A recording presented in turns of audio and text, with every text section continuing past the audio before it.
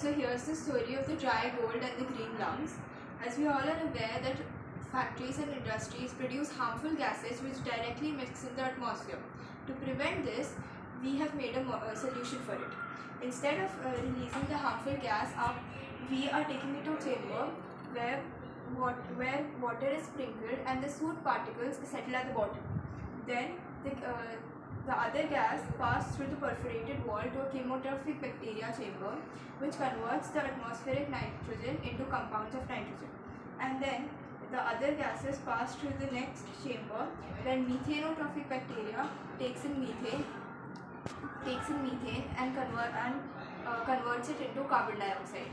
Carbon dioxide is then released in the mini dense forest, which should be maintained by industries, and plants photosynthesizes it and releases air rich in oxygen in the atmosphere. So here's the first part of it. The second part I'll take care of. As she told about a major problem, there's another major problem which is caused by the farm waste, such as rice husk, which is burned directly, and that increase the pollution level. In case of burning them, we can directly use the farm waste into the industries as biofuel and electricity.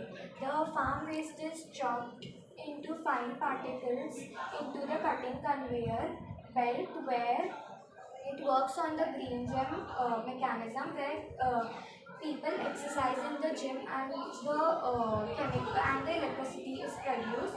After cutting it into fine particles, it's mixed into the mixing chamber, where coal is added as per the calorific value.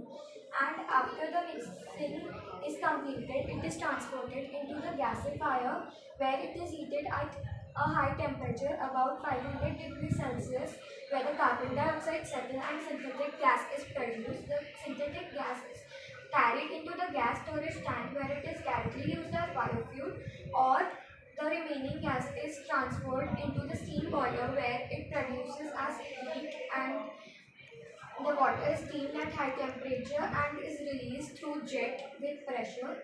This is how the electricity is produced.